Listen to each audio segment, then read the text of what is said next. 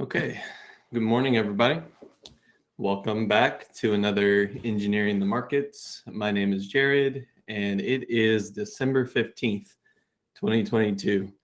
The year's kind of wrapping up here, so I figure we kind of wrap up our theme discussion from yesterday and just kind of review the final slide, which talks about some of the correlations to be on the lookout for. And these are some of the correlations that I'll probably start to evaluate the actual coefficients behind them.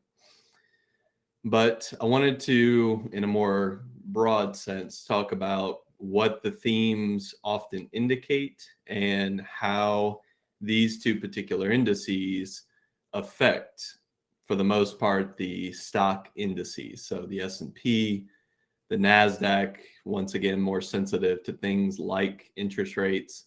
But moving forward, it's going to either be sort of fully correlated across most market moving stocks, or there's going to be some outliers, and that's going to be more in line with the theme of 2023, which, as I've mentioned before, I believe is going to be more recessionary.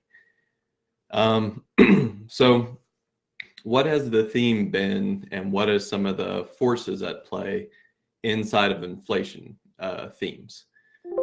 Usually, and what we've seen most of this year, is that whenever we're looking at the 10-year yield, so this is the 10-year bond yield, you can view this using the TNX index. And if you're ever inside of something like DOS or Thinkorswim, you can type TNX or TNX $ for DOS users.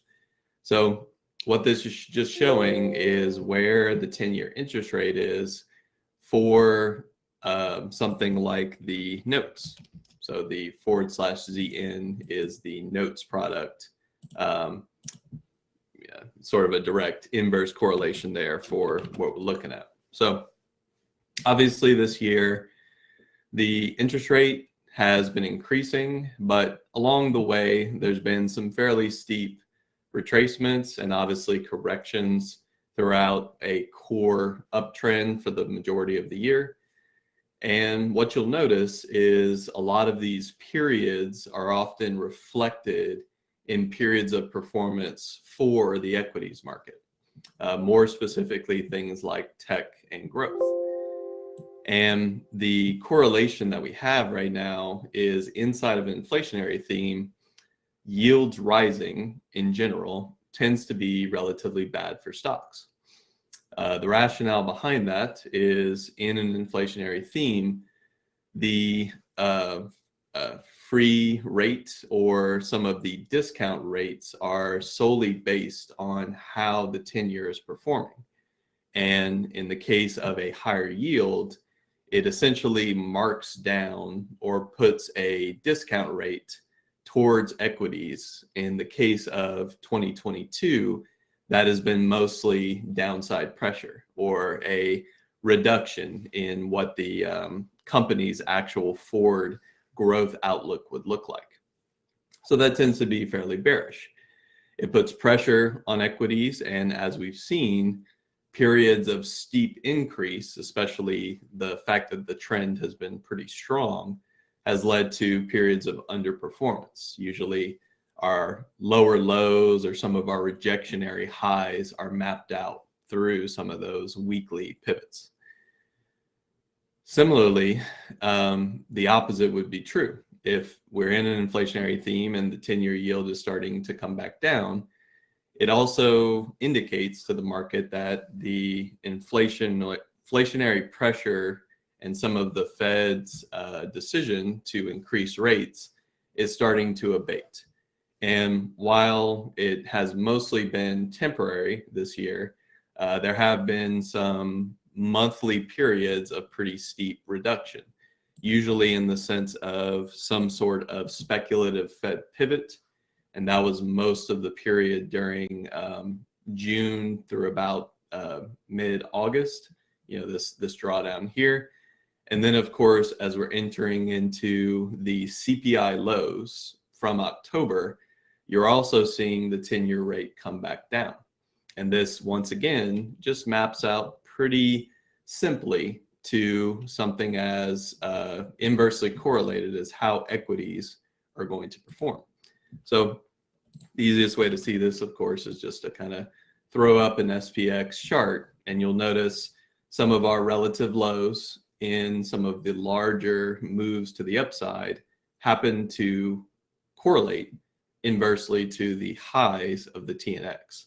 And once again, our current lows for the year are mapped out to the current highs of the TNX. So most of our mapping of good risk to reward, kind of stepping into some fear and uncertainty, also has a little bit of confirmation with how the 10-year rate has performed.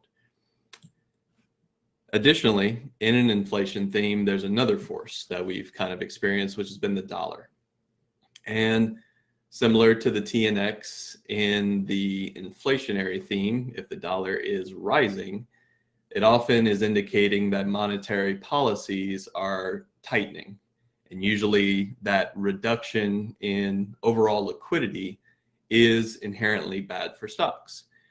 There are other reasons for that inherent pressure. It puts sort of a forward outlook as to some of the more sensitive international based stocks and the supply demand metrics that are involved with the dollar itself.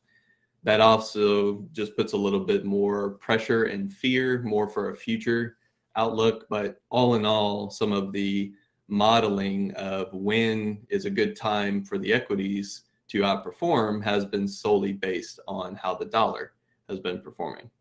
And then, of course, counter to that, in periods of deeper correction for the dollar, when the dollar is coming back off, it puts a loosening kind of indication to the market. And once again, that liquidity returning to some of our more risk on assets.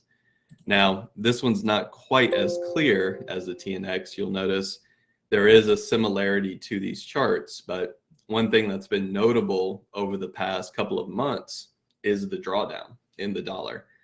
Not only have we broken away from the core uptrend, but I would argue that we're breaching relative lows, ones that are very obvious back in August. The dollar's reduction has been a benefactor to a lot of key trades that we've identified, like gold and silver, and additionally, once again, just kind of relieving some of the equity pressure that we've been feeling to the downside.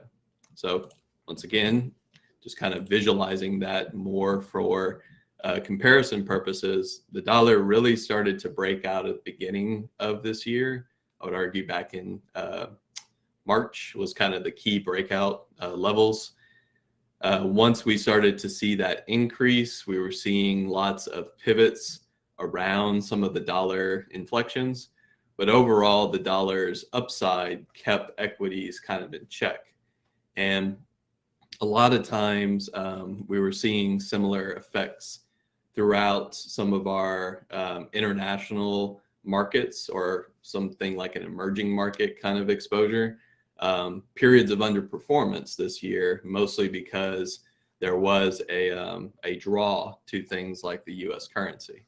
So all in all, that has been noteworthy and worth trading, especially when you're able to identify things like relative highs. And we weren't necessarily looking for the top of this trend, but I do believe we called out the peak of this particular upswing, and that happened to be also a much deeper correction. So we were pretty accurate in finding where these particular risk assets abated, and that offered great risk to reward if you're someone who's looking to the equities market and stepping into stocks, especially to the long side.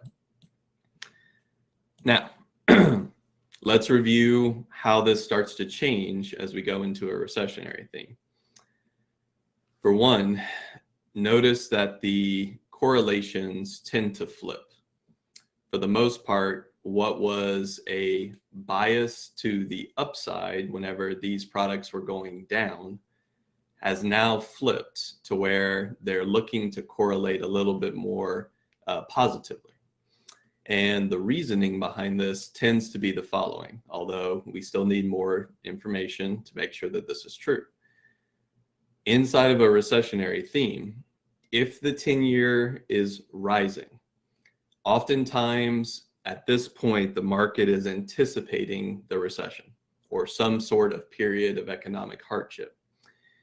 This is often going to be seen by some of our leading indicators, and one of the more clear ones that people have been in focus on is the significant yield curve inversion between the 2 and the 10. Right here, I just have the US 10-year rate minus the US 2-year rate, which represents the default yield curve, and the inversion that we're seeing is represented by the fact that this is negative. You take one rate minus the other, it's either positive, negative, or flat. In this case, we've been in an inverted state arguably since July. We even had a slight breach a little bit earlier than that this year. So looking back in time, this data does go back to about 1988 or 89. You can see where this yield curve inverted and what sort of periods we entered during the next year or two. Oftentimes, this is a leading signal for some of the harder periods of economic contraction. And as we've seen before during the stock market reviews, those are often harder periods for the actual marketplace itself. So the idea behind a rising 10-year yield is the anticipation of whether or not we're going to be entering into hardship. And if bond traders, for example, are buying the 10, 20, 30, sort of the longer dated portion of the bond market, it means for the most part, they're fearful. If they're buying those bonds, we would expect those prices to rise. The yield would be coming down, and this would be bad for stocks because they expect more risk in the short term versus the long term. So they'd rather put their risk-free allocation towards something like a 10, 20, just the longer side of the treasury yield. The thing that's going to be important is that if this is starting to come off, this can be interpreted as possibly good for stocks.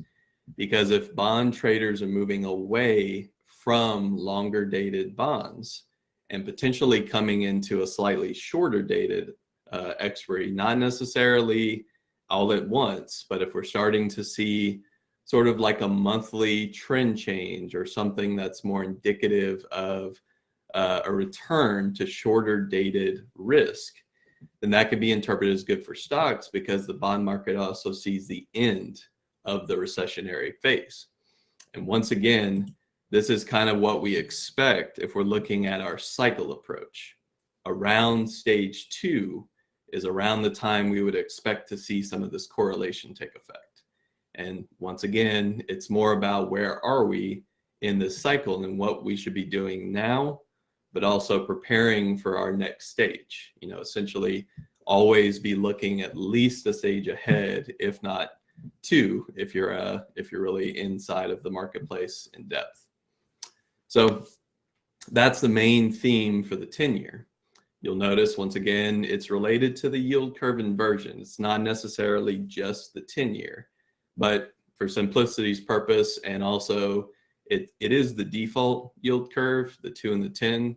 So it's probably the main one to be monitoring. And obviously, if you're more involved, you might be targeting some different trade opportunities, like some pairs trade, to kind of play the yield curve either expanding or coming in. Those are both viable trades that we've taken this year. I think Artie actually took an expansionary yield curve trade a little earlier this year, and that should have played out. The second thing is the dollar. And this one's a little tricky to kind of comprehend, but essentially, once again, the correlation will flip.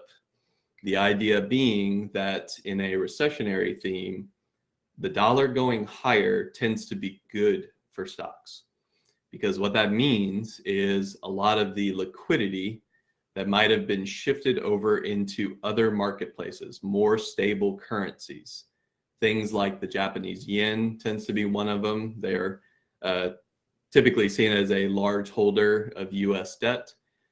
If that inflow is coming back into the dollar, the US dollar, it's also indicating a stability of the US economy. And once again, that would be more of an indication somewhere near stage 2 if we're looking at the bottoming process of a contractionary phase where stocks tend to be on discount. Obviously, we're looking for some trends to actually come into focus back to the upside, and the dollar strength returning back into US-based products. Obviously, the opposite would be true. If the dollar is declining and the market is reflecting this theme, then there is outflow typically to other more stable currencies. And one thing that we've been not necessarily reviewing, but starting to maybe keep an eye on is things like how are these currencies performing relative to what we've, if I could remember my currency pairs.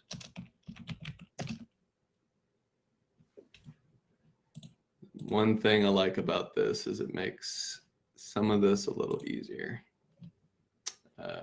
FX, okay.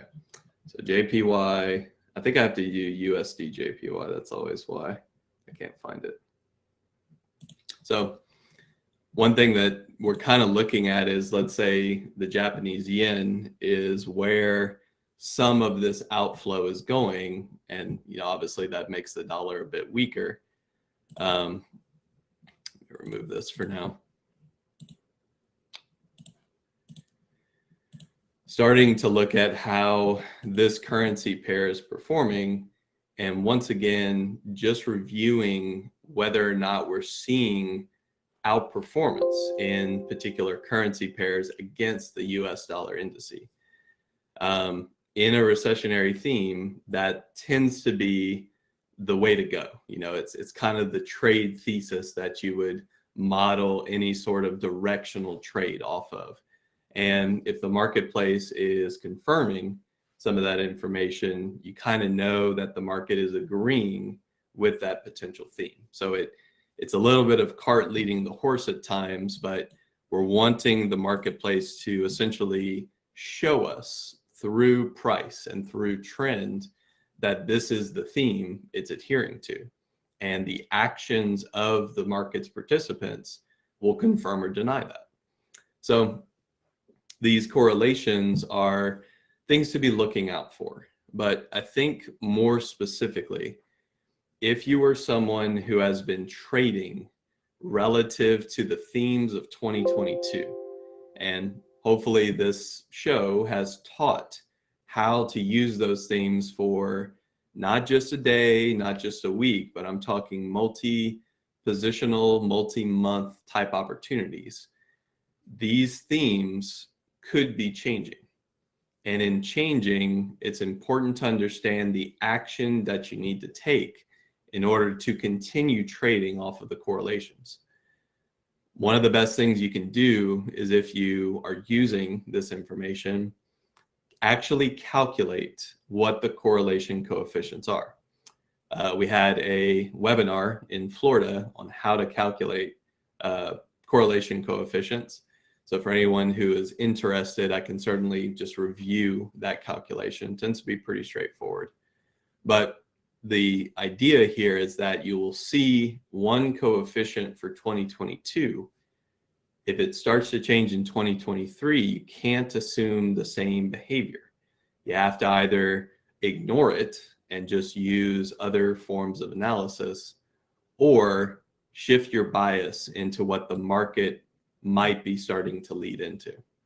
So hopefully this all makes sense. I know it's a little high level, and it's definitely explained relative to old data.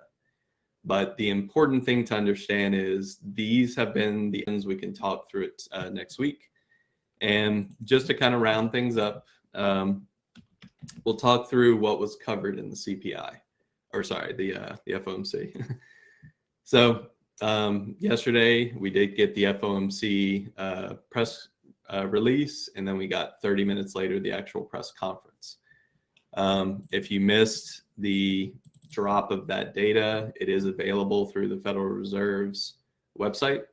Go to monetary policy, meeting calendars and information. You can look up all this, all these links. The overall statement indicated that they are going to move forward with 50-point rate hike. Shouldn't be a surprise. The market basically anticipated that. But more interestingly, I thought was the tone and some of the questions in the press conference, especially some of the confirmations. The first one that I found interesting, there was a question related to whether the Fed was interested in raising their inflationary target from 2% to anywhere between 3 and 4%. The purpose of that is getting inflation down to a higher target is much more achievable. It's much easier. You're basically raising the bar that you have to hit and bringing inflation down to that level. The Federal Chair Jerome Powell indicated that that is not on the table. They're not even considering that at this time, and they have no intention to consider it. So it's not even a future consideration on their docket. So for the time being, if you are seeing any indication that the inflationary rate is going to be increasing, the answer, at least from that press conference, is no, that is not true. The second portion, which I found interesting, was, are there going to be potential rate hikes, or sorry, rate cuts in 2023? This would be the actual Federal Reserve pivot, where we're no longer looking at rate hikes or just rate stabilization, and instead we're looking at actual cuts to the current Fed fund rate. The answer there was a bit data driven, but the argument by Fed Chair is that the current outlooks do not have rate cuts in their projections. And this is different than what the market is currently pricing. So as far as what was said versus what the market is projecting, there is a difference here. You'll notice that in June of 2023, the market has a fairly high probability, relative to other target rates, that we're going to be at about 4.75 to 5%. And our current rate is 4.25 to 4.5. So we're pretty close. But how we get there through maybe one or two more 25-point rate hikes, and then, of course, the reassessment in May, this is where we're either fully saturated, or we might see one more rate hike depending on data. That's where data is going to drive these probabilities. What the market is showing currently, though, is as you move out in time, if you go to July and then September, you'll notice what starts to happen in September. There is sort of a mid bell curve probability that there is potentially a rate cut as soon as September. Because the argument being, if we are sitting at 4.75 to 5, this 475 to 500, the only way we can get back down is through a rate cut. And if this happens to be the target rate throughout June, July, and May, just kind of backtracking a little bit, if that's where we're headed, the only way to get to these levels is to see a cut. Even more worrisome is as you move further out, the market is actually making this the highest probability. It is basically the mid-range probability of at least one rate cut by November, and then arguably by December, 2 potential rate cuts, usually in the magnitude of about 0.25.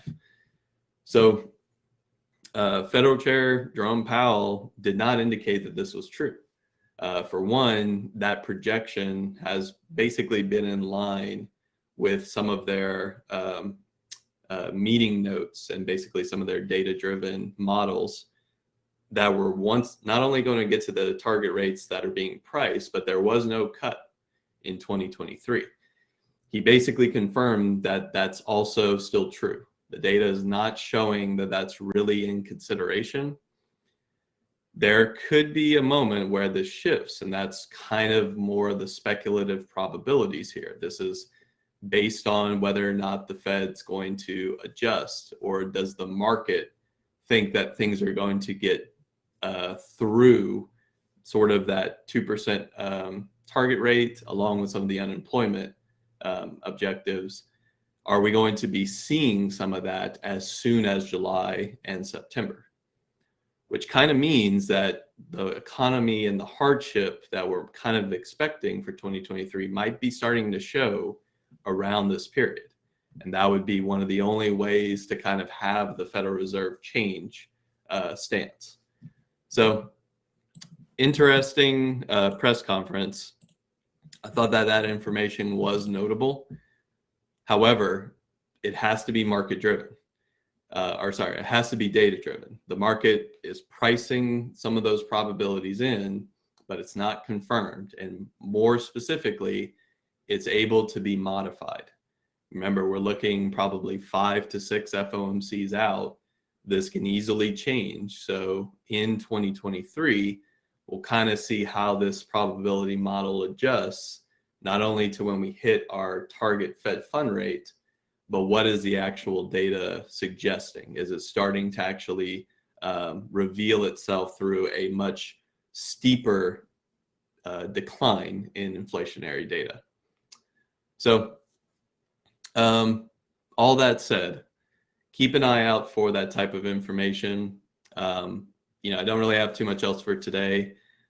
S&Ps are opening near VPOC for those who are monitoring where some of the volume shelves are in this market. We are hitting the highest volume node that we've ever had this year. So pretty much the mid Ferris value that you can ascertain. It's a very choppy region of the S&P, but it's also true that we've rejected a few times. So the downside that we could experience from here could be significant. And the idea would be we have to lose support. Today and tomorrow does have the option expiry for monthlies. So it's OPEX tomorrow. Look at max pain, start to evaluate some of the option market making dynamics for tomorrow. But all in all, this is preparatory for next week. We might see some steeper selling, especially if we can lose the support. And that's kind of what bears want to do for the end of the year. They probably want to decline into this price region before year's end, just kind of setting up for a deeper sell in the future.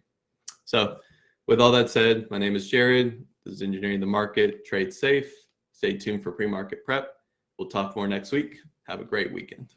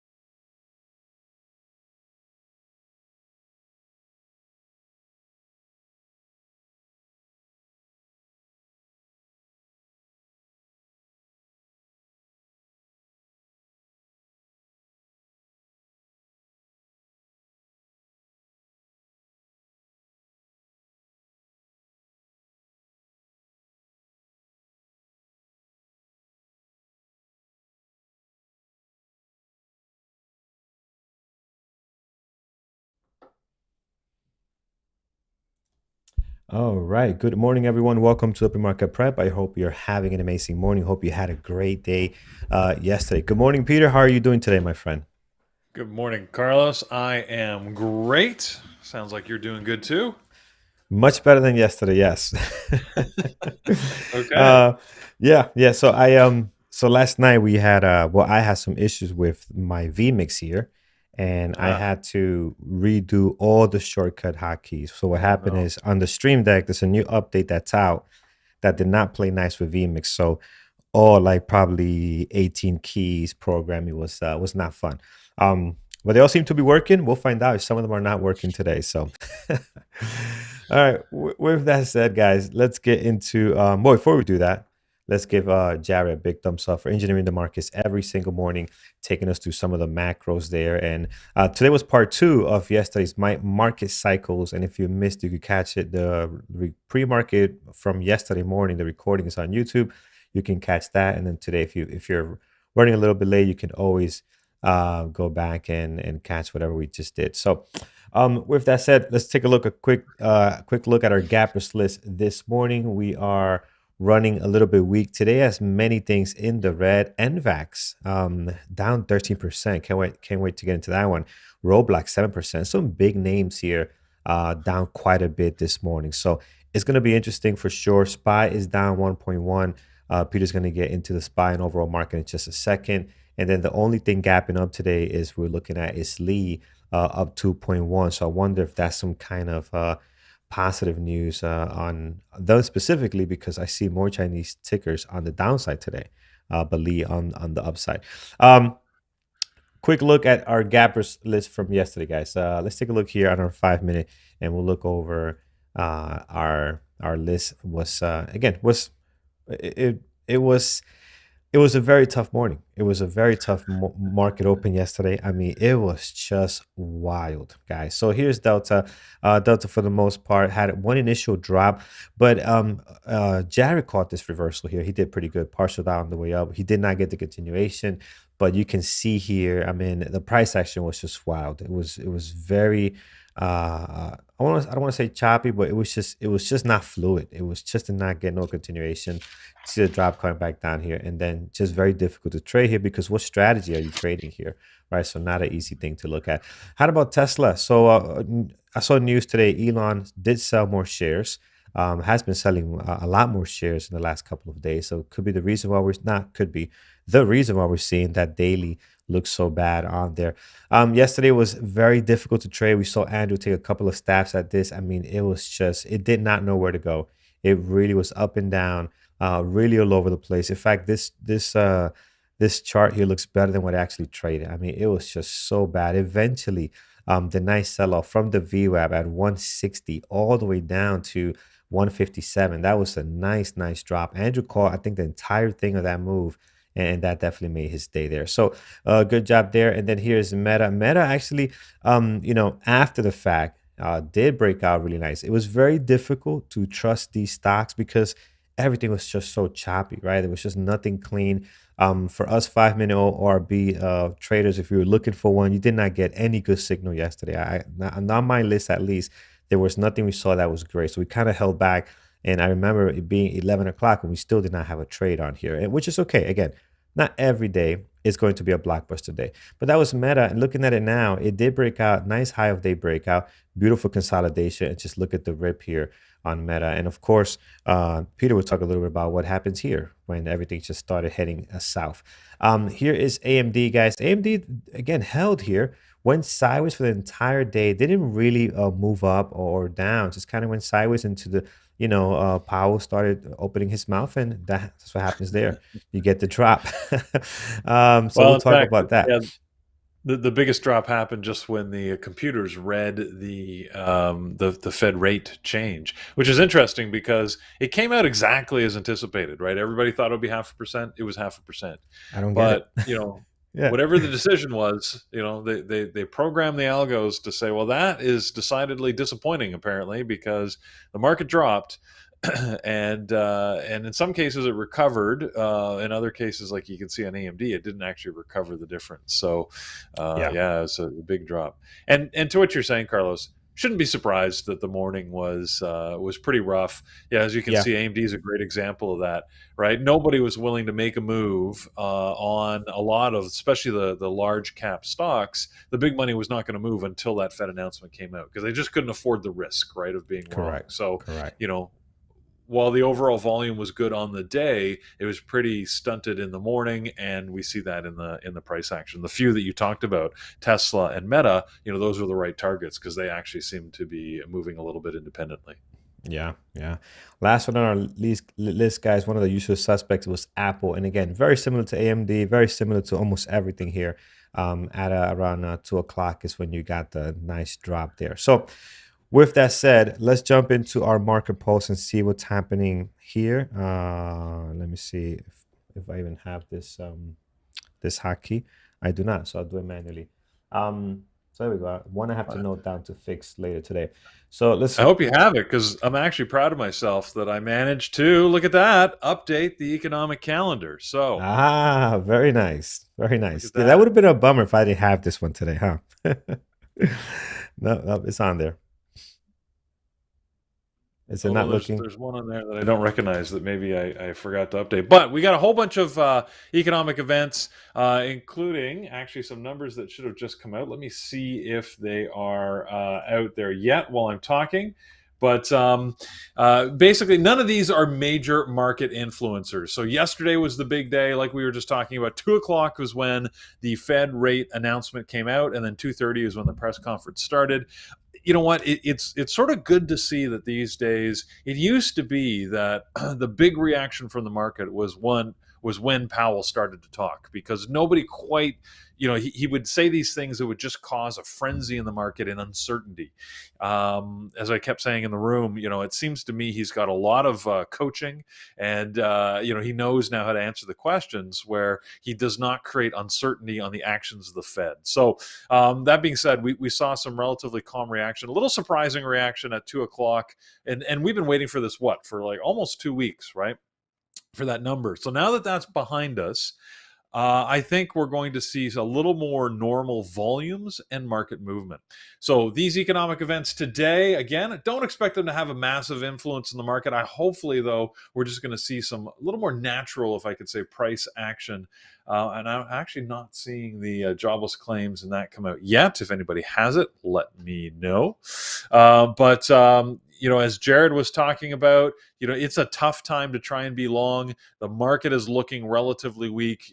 Just play the signals that you see. We're going to talk about what's on the gappers list, but as you saw initially, and we're going to go through in more detail in just a second, a lot of red up there, not much looking green at the moment. So let's take a look at some specific stocks, and we'll figure out where our best targets are to trade today.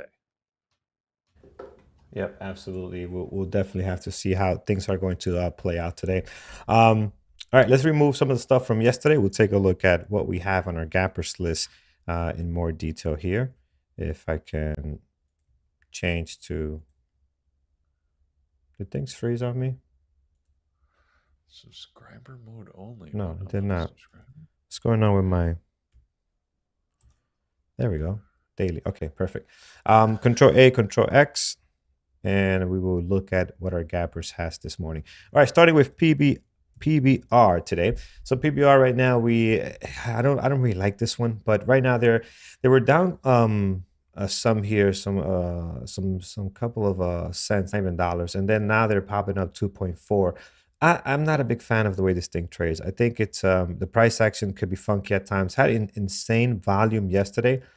So not sure if there's any news. This just popped up on our scanner, so it was not here before. Peter, anything that you see on this? I know you might not have it since it just came up. There is some news on it. I always want to call this peanut butter and jam, but it's Petrobras, which is actually a Brazilian miner, oil and gas company. Interesting. The news wasn't good, right? They actually had some news where the Brazilian government, which had a lot of protective laws in place that shielded the firm from competition, were going to be eased. But it seems to be taking a little bit of a positive turn. You can see that when that news hit, it dropped a lot yesterday. So this could just be sort of a reactive bounce after, when the news came out. You can see the drop from yesterday, and it's just bouncing back a little bit from that. Yeah. I won't keep it on my list, guys. I really just don't like the way this one trades. Let's look at NVAX. So NVAX this morning down 14%. They don't usually move this much. What's the latest and greatest on this one? They basically, this is a secondary offering, so not Oh, usually the best of news. I'm surprised it's down so much. It wasn't a huge offering, 125 million issuing stocks at, now it was a little bit above market at 1875 a share is what that convertible debt offering was, but it seems like a little bit of an overreaction to that type of thing. But I noticed that the big drop, you can see most of this happened sort of in one swoop after market hours, right? Yeah, right, exactly, right there. So we could see some movement at the open, because if the market decides that was an overreaction after hours, when the volume comes in, we could see this pull back up. But again, I'm personally not going to trade on that assumption. I'm going to wait and see what the market tells me, but it might be worth keeping an eye on. yeah, agreed. I mean, this stuff has seen better days, that's for sure. And we're down at 1460. So yeah, worth keeping an eye out. I do like the pre-market activity. You do have a nice drop here, which seems to be getting some volume and some movement. You definitely lost a nice area of support here around 17. Again, typically a stock that does not trade very well. I'm sure this pre-market has passed some of the volume they usually get in the pre-market, because they're definitely in play today. Slight high short interest here at 30%. So be aware of that. Here's Roblox, guys. That's next on our list, and we are down 10% almost here, 537,000. I do like Roblox. When they are in play, they can trade very well. It's one of the tickers that that I'm actually surprised how well they trade at times, but given the type of ticker that it is. Peter, what do you have on this one this morning? You and Norm had talked before about how good news is bad in this market and bad news can be good. And I don't know if this is another example, but like we were talking about on Petrobras, but Roblox basically just released their sales numbers for the month of November. It's a little rare for a company to release monthly numbers. They normally do it at minimum quarterly, but I guess they were trying to create a little bit of positive sentiment, and it's backfiring. So, all their numbers looked good. They were up over, year over year, but obviously they're not hitting estimates, or the market anyways doesn't seem impressed, because they're definitely going down as a result of releasing those numbers. Yeah, something is up. Roblox all-time low. I don't think so. No, these guys been lower before. Even I'm not sure what their IPO was. Because Yeah, you can see it back May, June it was lower. yeah, oh yeah. So not all-time low, it was lower here for sure. And the IPO around 80s, that if that's correct, if I'm going all the way back here. I remember this ticker because again, it's on one of the newer tickers given. It's a baby considering the market the market history. It's a baby here. It's So just a baby. just a baby, man. So we'll see what happens. They are down quite a bit. I do like the pre-market action this morning. I do like the volume we're getting here. So I'll definitely add Roblox to the list today. Moving on some good stuff there, at least towards the downside. All right, what else do we have, guys? Let's take a look over at NFE. So NFE, what is this? New Fortress Energy? Yeah, it's an oil and gas company, secondary offering. Okay, doesn't look good. Let's move down to Netflix. So Netflix down 5% this morning, and and I know things are down, but this drop seems to be just slightly more aggressive than what we're seeing from the overall market. Do we have anything to look at here? I've been busy the last week and a half, I think, with a lot of Christmas parties, so I haven't been watching as much Netflix. That's got to be why it's down. I agree No, 100%. I I wouldn't. don't Yeah, actually know. yeah. So They there's not a lot of news on it. I mean, Netflix, you can see it's been having a lot of sort of moves now, a little bit of on an upward trajectory, right, over the last 4 or 5 months. So that's actually good for it overall, but it's been fairly choppy. So I think that Netflix is one that sometimes I put on my list, but I don't know. I personally struggle to trade it, but it's also a high price, right? So. But no specific news unless again somebody out there knows something I don't. Let me know. Yeah, it looks good though, guys. I see AC75 says Netflix refunding ad revenue. So maybe that could be it. If that's what's happening. Well, that would make sense. No, Yep. markets don't usually like when you refund your revenues. Yeah, it's not a good thing. But yeah, I like them today, guys. Daily looks very good too. But again, I mean, look at Netflix. If you guys remember, this thing is bouncing back from a huge drop. I mean, we gapped down to 250. We were hanging out at 400. We went down all the way to 175. The fact that this stock has actually pretty much closed this gap here and is trading in this range has been very impressive. The way these guys have been able to bounce back with the changes they're making to their memberships and all of that. So great stock this morning to have an eye on.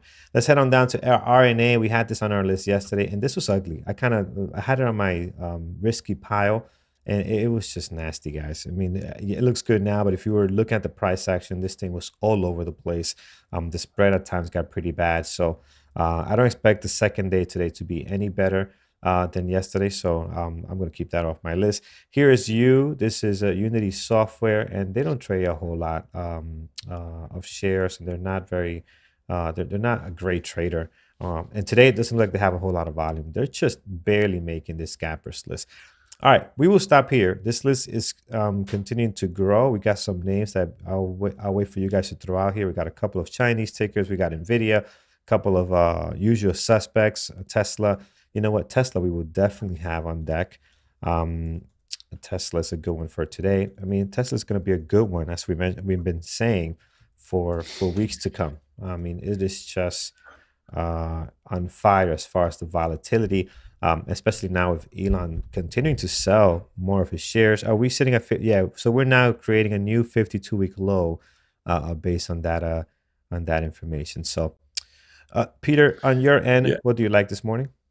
Well, I'm glad you mentioned Tesla because you're right. Elon's selling more shares. I don't know how much he's regretting the Twitter buy right now, but anyways, that's causing a little drag on the stock. One that was on our gap up list but disappeared because it just dropped under the 2% was LI. Seems like every time Tesla gets bad news, LI gets a little bit of a pump. So it's only up 1.6% now. But this once again could be another one. If you like trading that and you like the price range, it might be worth keeping an eye on. Yeah, LI in that sector. I'll be watching Pfizer, PFE. They've got a couple of agreements out there that, Pfizer's such a big company, it's sort of hard to move it, but every once in a while, it's got no volume yet, but just because there was some news, you might keep an eye on it. The other one was Plug and Nikola. Remember them? NKLA? NKLA, man.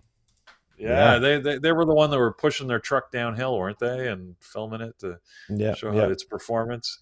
Anyways, they've got a new agreement that was announced. I think it was yesterday, actually. That's going to be starting in 2023. So I don't really see any reaction from either one of the stocks right now, but those might be worth keeping an eye on. And of course, I can't let it go by without mentioning AMD. It was listed as a top pick by Morgan Stanley last night. So a little bit of news, but nothing major to that. I'm sort of surprised to see it down as low as it is this morning at $67. But I always have hope that it's going to trade well. So we'll see what happens today with that. Yeah. It does look good as far as the pre-market action here. And losing 68.75, which they held for some time. But the selling pressure continues to push things lower here. AMD is good, guys. Let's take it to the chat and see what you guys like this morning. I see both of you guys throwing out Meta here. So let's look at Meta. Let's see what's happening. Here's Meta. I see it over on our YouTube chat and in our main chat as well. So YouTube, so Meta here we have we're down 2.5. Any news? Or it's just overall market stuff. You know, Meta's in an interesting situation where they got beat like heavy, right? I mean, you look back at when was it? October, end of October, we had that big gap down, and they've just come back and sort of filled that gap. If you sort of scroll back on the daily chart, you can see that Yeah, see that big gap there, and we're sort of now heading towards the top where we're filling that gap. So, you know, this I honestly think Meta, for the most part, it's just a little bit of correcting the overreaction that happened at the end of October, early November. yeah, There's some news, but there's always news on Meta. I don't really see anything that really would cause significant market movement. But you know, it gets the volume, and on the right day, right? I mean, like yesterday, you were pointing out, yeah, it traded quite well. So you yeah. know, if you like it, there's nothing wrong with keeping an eye on it. Yeah, absolutely. Out of many stocks that we had on deck, Meta was one that, uh, traded very well, traded very, very well early on. Many things just went sideways and then they just waited for the drop. I mean, this thing took the drop and it's basically still somewhat finished above what they opened up for the morning. So that's still a good sign for them. Today gapping down 2.6. The volume, though, I did notice the volume is a lot higher than what we're used to seeing in the pre-market, 1.2 million. So yeah, let's keep an eye on Meta. Let's see what's happening there. Maybe another opportunity for a good play today. NKRA, yeah, it definitely has fallen in prices. I mean, it's not what it used to be. It has definitely been in better situations. I mean, this thing was like at least 30, right? I want to say. Yeah. Yeah, at least 30. Oh We were yeah. trading it Yeah. I heavy. mean, Yeah, right in here. when that deal was first announced with GM, which would have been back in 2021, maybe 2020 even. Yeah, you Yeah, can see. I mean, you it see was it. flying high at that point. Yeah, And yeah, then the news just kept getting bad. And right, right. Just not good for them there. $2.16. I won't add this to my list. It's just, too low of a price. Let's get Meta. Let's get Dash. Well, we got Meta already. Let's look at Dash this morning. This was on the list, I believe, too, on the gap down list. But the volume here, though, at least the pre-market activity, it's not great though. Yeah, so you got Ben, you have a high number of shares traded, right? 1.5. I see that there. But if you look at the pre-market action today, that is definitely a couple of block trades are being recorded. You're not getting a nice pre-market activity here compared to like AMD, for example. You see this, see how nice that looks. So that's good there. Meta, same thing. You're getting some movement here. You do have 1.2 on there, and some of that 1.2 can also be a couple of block shares being traded. But you are getting some movement, which is what you want to see, and you see that there on Meta. So yeah, I don't like Dash right now. And also, just keep in mind, Dash, we've seen this in the past. It doesn't trade very well. The volume is extremely light on average, right? On the average daily here. So be careful. You might not get the volume you're looking for on this thing. Wasn't this thing 150? Yeah, man. It's crazy to see these stocks that we're trading back above 100, 150, 300, now at $56. Um, yeah. DoorDash uh, is one of the ones that I don't like to see. I mean, so it's a NYSE stock. Just keep that in mind, which means they trade a little bit different than a Nasdaq stock. You can see yeah, 1.5 million shares, which normally would look good, but look at how spotty the pre-market action is. So that tells me yeah. really there's been a few block trades. Don't let that confuse you for actual tradable price action, right? So the volume looks good, but the price action sort of tells me that's not tradable volume. Yeah, yeah. Um, all right, let's take a look here. mRNA. What did it end up doing yesterday? Yeah, so they had another green day. They're down slightly today. These guys are moving. There's just again their price action is weird to me. It just really Yeah, is. I was surprised. I mean, it's sort of like a second day move on mRNA yesterday, and I honestly had written it off. I didn't think it was going to be a good mover, but I mean, yesterday was as good in the morning after the open as, or if not better than it was the day before when Yeah, it first broke 200. So, I was wrong on that one. I shouldn't have written it off, but I know, John traded it in our room and did a great job with it. yeah, yeah. Yeah, actually, I did the same thing. I didn't have it on my list at all. Maybe on a possible, I can't recall, but I wasn't looking at it. I did not expect it to have that type of move. day number 3 here for this possible continuation. Who knows, guys? I'm not gonna bet one way or the other. I was wrong once already, so I'll leave it at that. But yeah, I'm not sure what you're gonna get from it today. I don't recall what the volume was in the pre-market, but it seems like you're not getting as much volume as you did day 1 and day 2 of this move. So I mean, looks very, it very gets light. less like now we're on a third day play. It gets even less likely that it's going to move. So, yeah, if you want to keep an eye on it, I'm going to hedge my bet, and I think there's other better things to watch with Roblox and others out there. So. Yeah, so Carlton is confirming volume much lower than past few days. I could agree with that 100%. Here's Baba. What's going on there? It looks like there's some news breaking out. This thing is shooting up from 88 to 93. Definitely in play right now. Let's check to see what's happening there. Good volume too, 230,000 in this one candle here. This is building. So yeah, is it a Chinese thing or it's just a Baba thing? Let me check other Chinese tickers. NEO. Oh, NEO is moving up too. Got 50 cents there on NEO. I see Billy is moving up right now. Oh, PDD wait a also second. moving up. So yeah, the whole sector seems to be getting a little bit of a pump. China's taking over our gap up list here, as you can see. NEO, XPEV, Lee, Becky, and probably ABCL is probably a Chinese ticker as well. So what is the government doing over there? What did they say? We'll get into that. But for right now, we'll look at Baba. We'll look at NEO. These two trade very, very well. Baba's getting insane volume, man. 600,000 right here. NEO, 1.6 million. So we're seeing some great volume out of these. NEO already up 1.7. And Baba in the green was nicely in the red. Now up almost 1%, maybe even 1.5 at 93. So our list is getting very exciting here, guys. We got a lot going on. Guys, don't forget, you got the gappers list available to you on tradingterminal.com. So if you go there, go to scanners, you can see that information there. All right, guys, we got a good list. You guys gave me some really good ones as well. Let's head over to our community events and announcements. We got a couple of slides, and we have a special slide towards the end, Peter, about Bootcamp. So we'll run you through that on what the new Bootcamp is bringing and it's going to offer to you. So excited about that as well. So let me just see if this one's going to work. My hotkey. I worked on this yesterday. All right. Well, Carlos is getting that ready. We'll just say we always have things going on in this community, and that's fantastic. Everything from our regular weekly schedule of activities to one-time events where sometimes they're in person, sometimes they're virtual. So starting with our weekly lineup of activities, Mondays, we always have our onboarding class for new members or anybody that wants to sort of refresh on what the community is about and some of the basics of trading. Carlos hosts that, often with support from Mike. That's Mondays at 8 o'clock in our classroom. And that leads us to Tuesdays, which Tuesday on our schedule is always about strategy. This week we had a great presentation by Thor. Next week is going to be Mike, who's going to be talking about resetting your trading life. Perfect timing as we head towards the end of the year. And you may want to consider sort of how you sort of start fresh and get yourself on the right foot for 2023. To end out the year, then, Andrew himself is going to be talking to us about his moving averages and how he leverages those. Both of those are at 8 o'clock on Tuesdays, starting next Tuesday, the 20th, in our webinar room.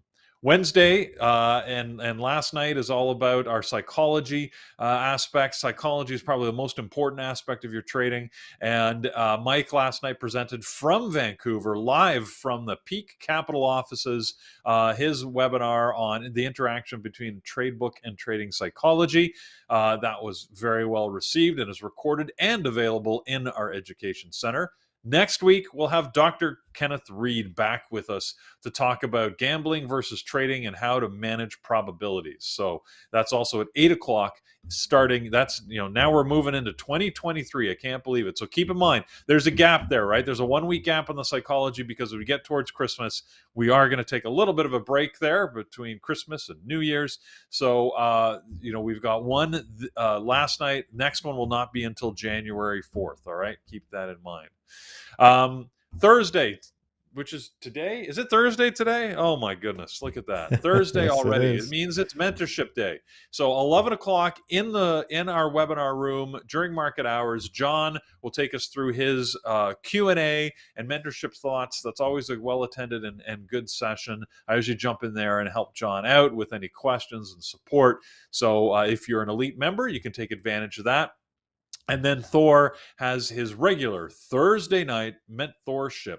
That's at 8 o'clock, once again, in the webinar room. So I mentioned we have not only these events, which are live and happen all the time. I'll just take a quick mention and say we also do live like meetup events. I'm going to be in the UK over the Christmas holidays for my son's wedding, which I'm very excited about. But that puts me in London, the UK, on January, the beginning of January. So January the 5th, I think. That's a Thursday. We're going to be having a live meetup in London. So hopefully if you're in the London area and want to join us and talk with traders live and in person, go check out our forums. We've got a post there. Let me know if you're able to attend, and love to see you face to face, and we can just have a little talk about trading, just kick off the 2023 year, and that should be pretty exciting.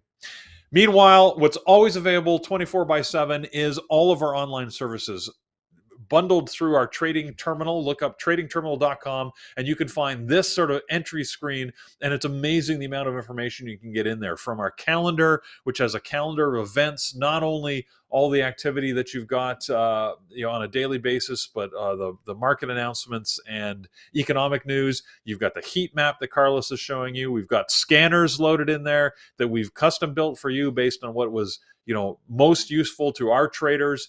We've got our trading simulator, which really gives you the ability to trade any stock for any day at any time. Run your simulations, test your strategies and theories, back test what you're doing at any time. It's completely free. You can just sign up for it there and get access to that whenever you want it. So it's fantastic. I've been actually testing a beta version of an updated trading simulator, and it is great because we're adding time and sales info and more data, so it's getting even more robust. We're always adding stuff, so go check it out if you haven't already.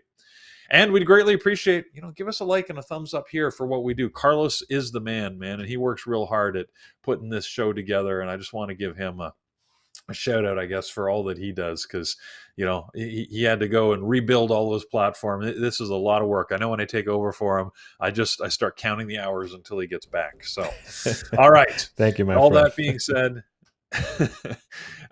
if you wanted to join us, right, we'd love to have you here. We have an intro membership, which you can sign up for anytime. And we had a long running discount for those of you that attend here on YouTube. Use the code PreMarket24 to get that 1 week intro for $24. Look, you really have little to lose. Give it a shot. You'll find the value in the chat room. We are confident, because that'll just show you what the chat room's like, and the ongoing just interaction with other people that are trading like you, other hints, tips, tricks. You can ask your questions, get them answered. We've got a great community. It's not just about the moderators on the microphone. We got a whole community of people that are looking to help you and are going through the exact same things that you're going through. And you can leverage that knowledge, that experience, and if nothing else, the cathartic experience of saying, I'm having a crap day, and they're like, you know what? So am I. Makes you feel better. So join the chat room, and you can experience that and talk with our traders. If you wanted to join as a more of a paid member on the long term, we have a number of membership options. The best value always being our elite annual membership, where you can essentially get 50% off using the code HOLIDAYS50, and that's a one-time annual payment, but it'll give you access to our chat room, our webinars, our psychology series, all of our live mentorship sessions. Heck, we'll even give you advance notice of all of the meetups, even though those anybody can go to, because we want to talk to all traders out there. So consider that and take advantage of the discount while it's available. All right, with that, let's go set some levels. Oh, Bootcamp. We got to talk about Bootcamp. Absolutely. So our sister company at P Capital Trading, we run this boot camp. I have the privilege of helping a lot of our traders to that with John. We tend to run teams, and we've changed the format a little bit, right? We've got a lot of good material that really helps build traders. And the purpose of boot camp is not to take you from zero. Really, boot camp is ideally suited for those that have a little bit of experience in the market, whether that little bit is over the last month or the last year. Really, if you've got some experience in trading, the bootcamp can really help accelerate your journey. If you really want to start putting everything together, help drive some discipline with some guided, support and mentorship, consider the bootcamp. We've put a lot of work into it. You've got a ton of stuff from, as you can see here, right? 22 live group trading sessions, which we've added, which is different than previous boot camps. I mean, we will actually be sitting trading live on the market and showing you how we trade to help you through what is our thought process. How do we mentally manage the market? What do we do when the trade goes well? What do we do when we actually lose in a trade? We're going to show you that live and take you through 2 a week throughout the course of bootcamp of these live trading sessions, in addition to all of the trading you can do on your own. We've got trade book building sessions. We've got webinars and psychology series that we go through.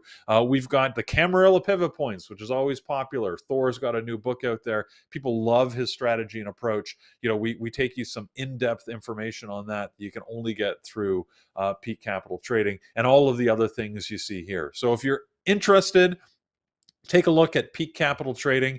It's a great value for what you get. It is not cheap, I'll tell you that, but it's great value. And again, the overwhelming feedback we've got is everybody has loved what they've got and certainly seen value in their trading. So consider it. If you've got questions, reach out. We're always happy to answer. You can reach me, Peter, at peakcapitaltrading.com. You can reach John if you want to talk to him. We're here and available. Mike, of course, we're all out here. So don't be afraid to reach out if you got any questions, and hopefully we'll be able to help you accelerate that trading through Peak Capital. All right. Thanks Excellent. for that, Carlos. No, thank you, man. Thank you. Is there a date, Peter? Someone asked it. I'm not sure if you mentioned it. Yeah, we run them usually it's 3 times a year. This one will start on January the 9th, I believe, and then that'll run through, I'm not exactly sure what the end date is, probably early April. Gotcha. Okay, thanks very much, guys. There's the link there, peakcapitaltrading.com. We'll put in a link also on both chats. You have it on your announcements tab, and you also, I believe you have it on the YouTube tab, but we'll put that on there. All right. Yeah, Yeah. because I have a question here from Pedro. Great question. We are limiting the applicants before. We've always had a ton of applicants, and our previous model always sold out. But we wanted to really focus this in to make sure we give more personalized and dedicated support for everybody, because that's some of the feedback that we've got. That's why the price has been increased, because it's much more. You're going to get a lot more sort of hands-on focus, which means we've significantly reduced the number of spaces. So there's only about 30 spaces available in this one, and it is on a first come first serve basis. So we're hoping that everybody who wants to is able to sign up for it, but know that once it sells out, because of the new format, we're not going to be able to extend it like we have in the past and just add more spots. So, all right. Don't miss out, guys. If you're interested, take advantage. Be first in there, and then we'll have other ones right as well. But take advantage of it. Okay, guys. Our list right now. We've been focusing also on some of the Chinese tickers that are have completely taken over the gap up list, even further down. Some of these things are up now, like Lee, for example. Peter, this thing is up 5%, almost 6%.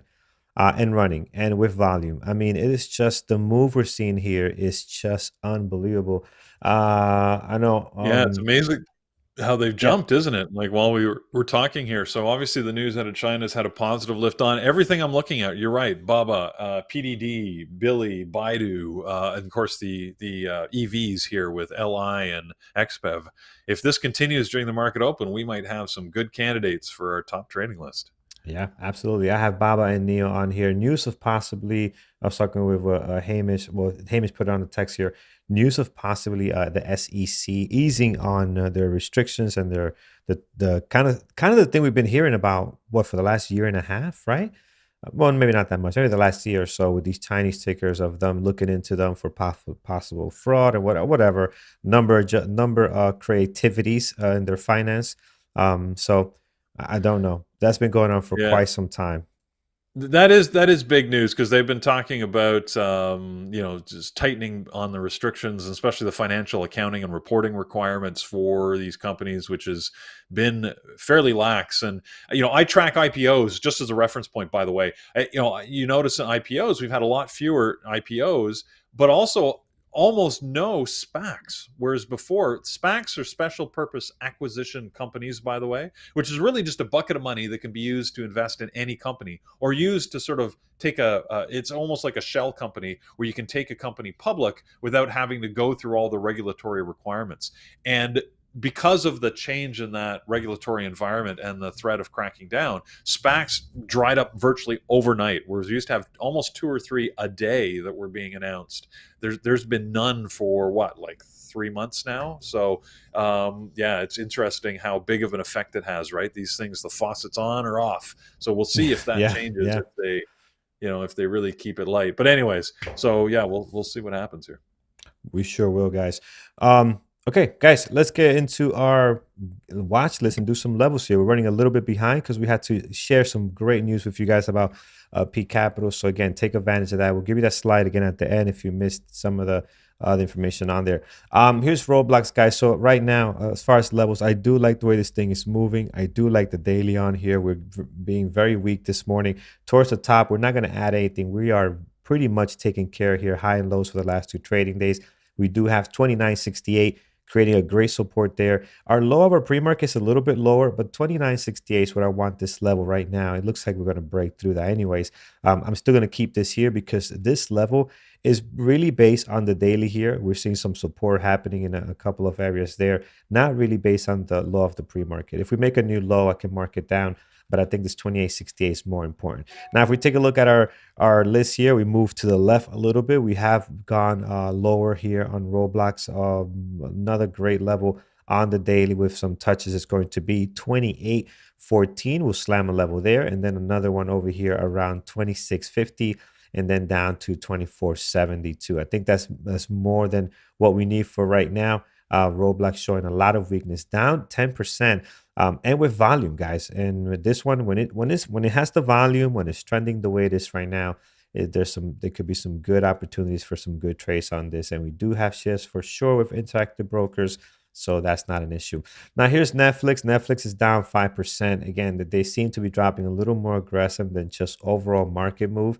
A lot of things in the red today besides China, just recently. And 305.56 looking really good. Sorry, 303.56, a nice daily level.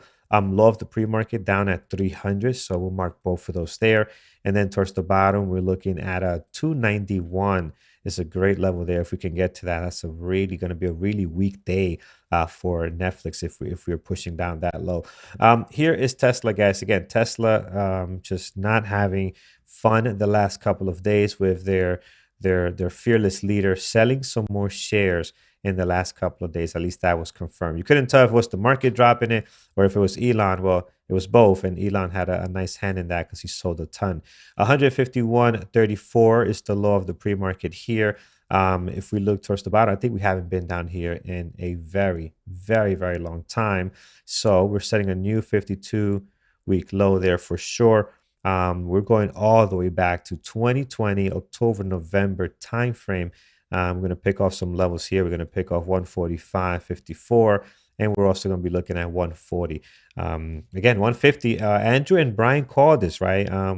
They called Tesla 150, and we're here. We're getting pretty close if this continues. Let's take a look at AMD. So one more thing though, on Tesla towards the top, I skipped that because there's really nothing else to add here, guys. You got everything there. Previous day close and the highs and lows for the last 2 trading days. You can put in 168 in case you do get a bounce through 160, which I highly doubt. 168.41 could be an area that you might see a little of resistance there. Now here's AMD. Again, AMD losing this nice previous day close at 68.86, so we are down to the low of the pre-market now at 67.24. And it looks like we might be trying to test this now again, right? So we'll see if we can hold that. We held for the last half hour or so, almost hour there. Let's see if we can continue to do that. If we were to lose that, there's a couple of levels towards the bottom here. If we look to the left, the cleanest one is going to be the 64, right? In here, you really don't have a clean level like you do here. This is much, much cleaner. It's like you either go to 68 or down here in between here, not the best levels. But we're going to do our best. This is going to be, I wouldn't put too much weight on this one, but 66.19, you got like 3 days that are hitting that. So worth noting there in case we do decide to lose this 67.24. Towards the top, guys, like many of the tickers that we've seen so far, highs and lows for the last 2 trading days, taking care of you because we've been dropping. So we've been leaving this trail of highs and lows towards the top there, previous day close. So you are set when it comes to anything heading up north.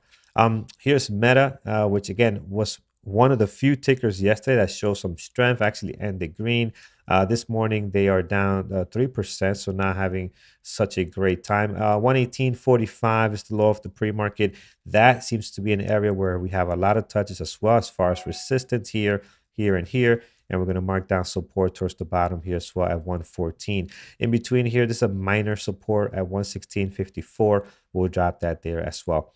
All right, one more. Here's Baba, guys. Baba looking very good. Although we're losing some momentum now, which is okay. This thing went from 88 to 94.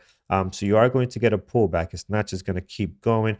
But these Chinese tickers will be interesting at the market open here. For Baba right now, just 93.88, the high of the pre-market. And I'm just going to mark down the low at 87. And then out of that, you do have a couple of levels on the bigger range there that we can play off. So let's see how this is going to play out. Is this an overreaction?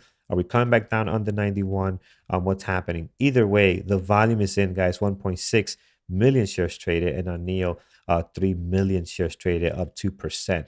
Similar situation with NEO as well. High of the pre-market, 1261. The low of the pre-market, you have 1160. And that's going to give you that nice range. We've kind of been stuck here for a while the last couple of days, moving sideways. If we look towards the bottom, one more level, just in case we do decide to drop here.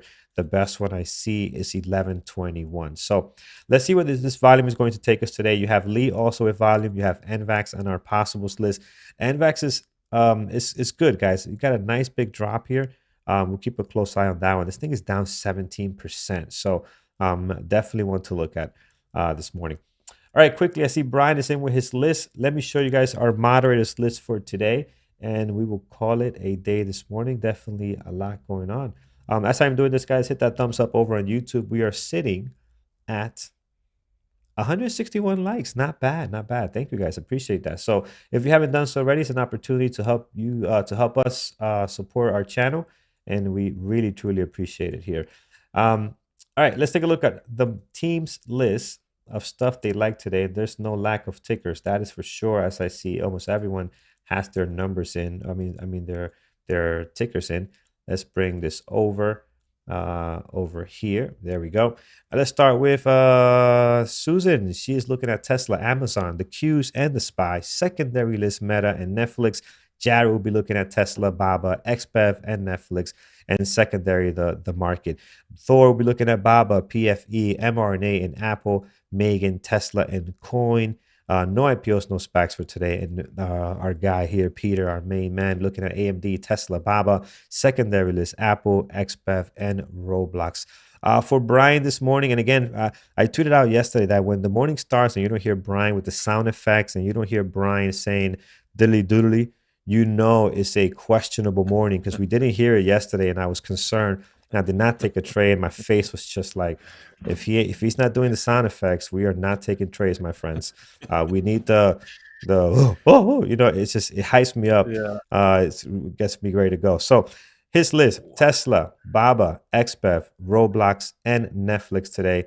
That's a very, very good list, guys. We got a whole lot to watch this morning. So Well, let's hope it's a diddly doodly morning. And again, if you have Yes. questions about Yes. Bootcamp, we're excited about the release of the new structured program and the small group class. So yeah, reach out to us again, Peter at pcapitaltrading.com, Mike, Andrew, John, all of us at pcapitaltrading. Hopefully we'll have a chance to see you in the Bootcamp in January. So with that, have a safe trading day. And Carlos, thanks for letting me hang out with you. I think Norm is back tomorrow. So you'll be back to usual, and hopefully your platform keeps all of its settings. Yeah, definitely got some work to do on that after the trading, but it will definitely back to normal. Guys over on YouTube, thank you so much. We'll see you guys again tomorrow. It's Friday, no engineering the markets, but we will join you at 8:30. So see us there, and as we get prepared for the watch list. Trade safe. We'll see you tomorrow. Later, everyone.